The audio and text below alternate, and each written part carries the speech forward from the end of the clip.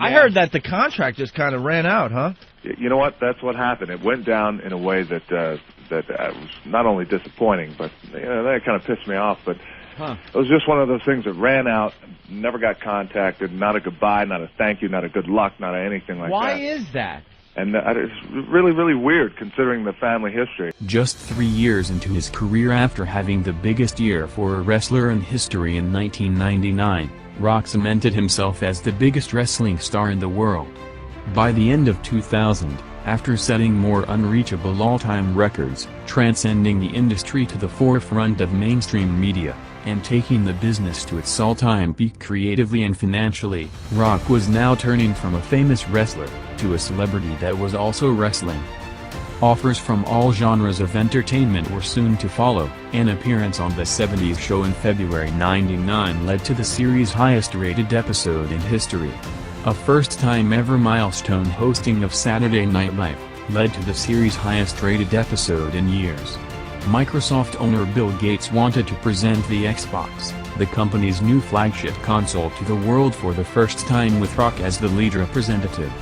What was supposed to be a cameo appearance in the movie The Mummy Returns in May 2000, turned into a Guinness World Record offer for an actor in his first role, with over $5 million for the making of The Scorpion King. Vince McMahon's ultimate vision of turning his wrestling company into a leading entertainment brand was starting to become a reality through Rock's unprecedented demand.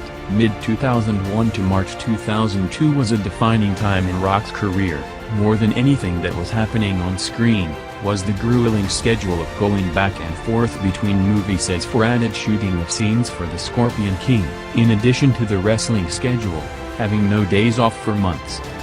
In an interview before WrestleMania 18 on March 15, 2002, Rock talked about doing all he could for the past year with the almost impossible situation of balancing both wrestling and acting, noting that he doesn't know how longer it can last, but he will always be part of the WWF. Fast forward to April 19, 2002, a breakthrough day for the industry with the premiere of Rock's first lead role in The Scorpion King. If there was any doubt, it ended on that weekend, as The Scorpion King had the biggest box office opening in the history of the month of April. In addition to that, after decades of chasing the entertainment model and mainstream recognition, Vince McMahon was getting an executive producer credit in the high-profile movie, along with producer fees for Rock's role. Following the success, Rock's demand went through the roof, already signing to film the movie The Rundown, which started in September 2002. It was clear before but a sure thing now that the days of him working a full-time schedule were over. From that point on, outside of special events in his hometown, Australia, Honolulu, and Japan, house shows were a thing of the past. With the company having to work around Rock's increasingly busier schedule. In 2003, Rock was allegedly working almost exclusively with Raw head writer Brian Gohertz. Not only having control on his dates due to other commitments, but basically dictating his own programs on television. Rock, now in addition to being the company's biggest star, had unprecedented leverage and control over his career as assigned talent of World Wrestling Federation Entertainment. In a company that is known for talent management and exclusive contracts, it was seemingly almost too difficult to accept.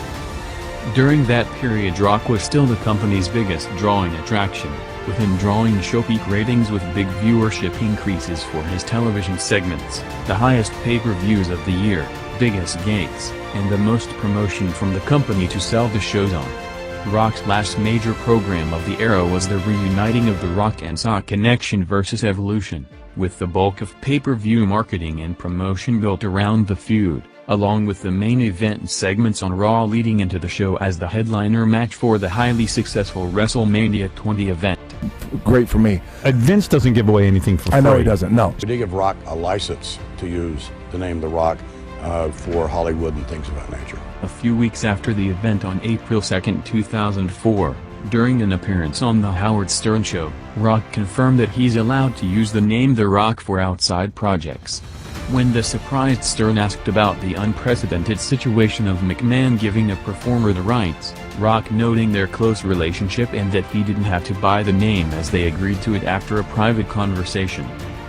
Vince was on TSN's Off the Record show weeks later on June 1, confirming that he gave Rock the license to use the name. Another related subject that came up was Steve Austin's dispute with the company over a new deal. Austin, as confirmed by McMahon, wanted a similar deal to Rock, to be able to use their intellectual property in different projects, which Vince declined. Vince also officially announced the opening of the new WWE movie studios, with Austin offered the first movie The Marine. While on the surface it just looks like a nice gesture from McMahon to Rock after all he has done for the business, the reality is McMahon was not only getting executive producer credits in the high-profile Hollywood films, but also big producer fees that more than covered any licensing cost. It was reported that between 2003 to 2004, Vince made over $2.2 million from producer fees on Rock's movies for the duration of that period alone.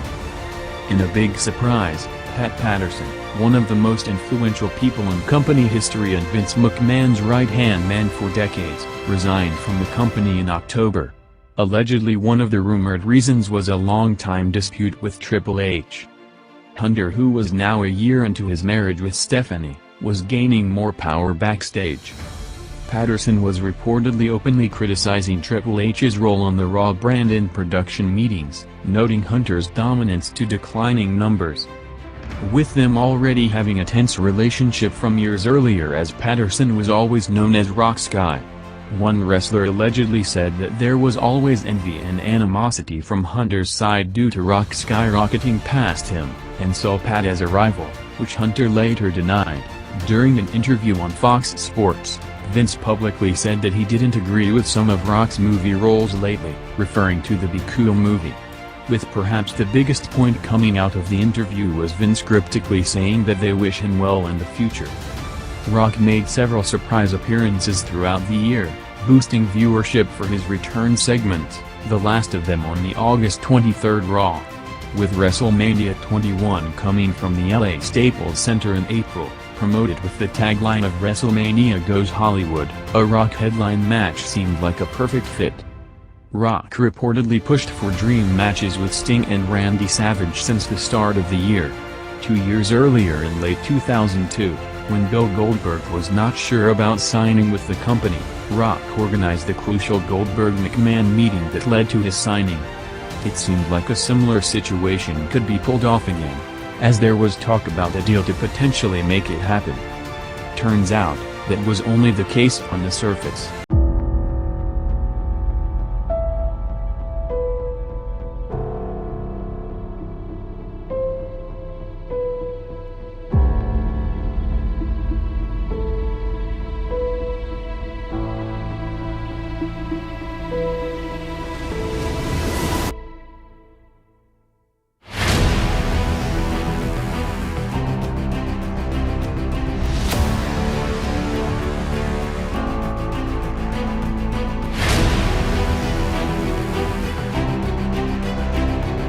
There's some animosity, maybe some animosity because of your success, and they maybe attribute some of your success to the wrestling and feel like you're abandoning them or something? I don't think so. I hope not. I don't think at any point anybody thought I was abandoning them, especially from a company standpoint, because I would always go back in my spare time. Yeah. Whenever I had a moment to go back, I would go back to do my job in terms of helping the company. And always giving back. I went back for WrestleManias, I went back for television appearances, anything I could do just to go back and help out. In one of the most bizarre situations the business has ever seen, the guy who helped take the industry to its greatest heights was essentially driven out of professional wrestling. A lot of speculation regarding the reason. One was the company were waiting for him to come back on a lesser deal after not succeeding in Hollywood. The other was the company had no control over his career. More speculations were incompetent mistake from the head of talent relations John Laurinaitis, or an involvement from Triple H. Hunter, involved in a one-sided professional rivalry with Rock since the day he entered the company, had a role in the movie Blade Trinity, and was talking regularly at the time about a potential career in Hollywood, while taking subtle digs with the idea that he can do both without taking time off.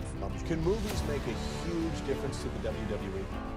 I think they can. I think they're the next logical step, and I think what they do is expand what our guys can do and what people can see them do. That idea was quickly forgotten about as Hunter didn't get the high-profile roles expected, then changed his tune on a future career. His next attempt was a 2011 WWE Studios production called The Chaperone, which bombed.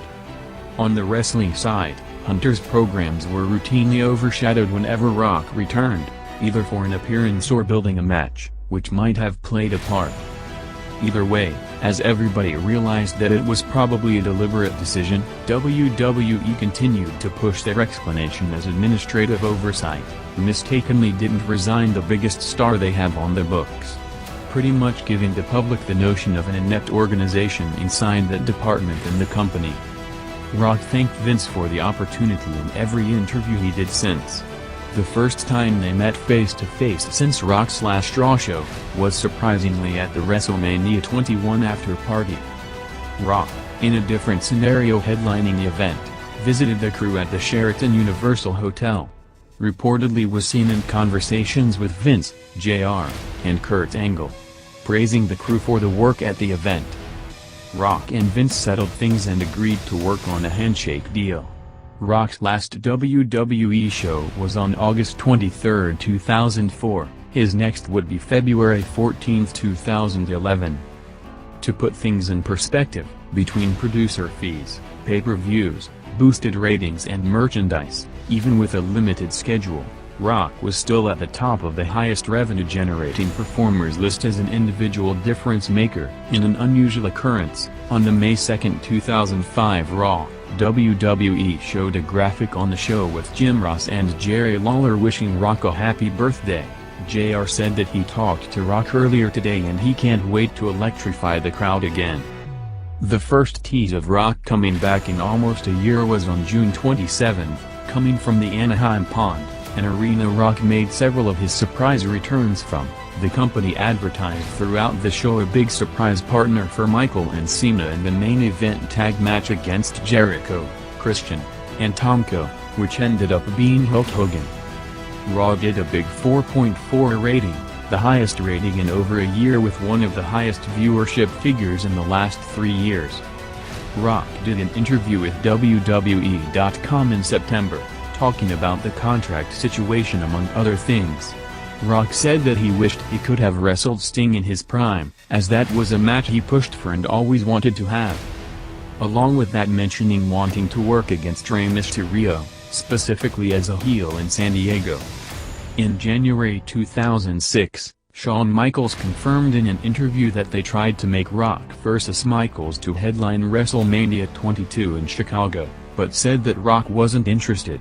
Rock later in the year said that he was contacted for the show but couldn't work a deal as he was already booked in different projects. In what seemed like a breakthrough, Rock made his first appearance on WWE TV in almost 3 years on March 12, 2007, cutting a promo hyping the Trump vs. McMahon match. Rock was hiding behind a newspaper. When he revealed himself, the crowd exploded. Reportedly that promo, which was shot in Rock's house, was done spontaneously on the day, as the reason the company camera crew was there was to film an interview for the upcoming Greatest Families of Wrestling DVD. Raw head writer Brian, who was close to Rock, asked him to do the promo building the hair versus hair match. If his family was part of the reason for the Raw promo, it was the same the next year with the first appearance since August 2004 to induct his father and grandfather into the Hall of Fame. As Rock tore the house down in the over 40 minutes performance. After he left, the usual suspects showed up as Triple H took a shot at Rock in his speech, then getting booed and backtracking. A few weeks prior to the event, the unaware Cena said that he doesn't understand why Rock can't come back, either pushed by the company to say it to build a match, or completely oblivious of the situation and not getting contractual obligations. The response came at the show as Rock buried Cena to a big crowd reaction. Years later Cena apologized for the ignorant comments, saying that it was stupid and he was clueless on how things work. I'm sorry, I was wrong, and I spoke out of ignorance. From one movie immediately to another because you're so successful and you're doing well in this venture. Yeah. And in doing so, you're paving the way for people like me to be successful in this venture. I owe a lot of what I've done in WWE and in cinema to Dwayne Johnson. I told this to him that I'm sorry, and I can tell it to you, and I can tell it to you. I spoke out of ignorance, I was wrong, Rock and I'm sorry. taped a promo for the 10th anniversary of SmackDown in October 2009, hinting at a return as a Raw guest host.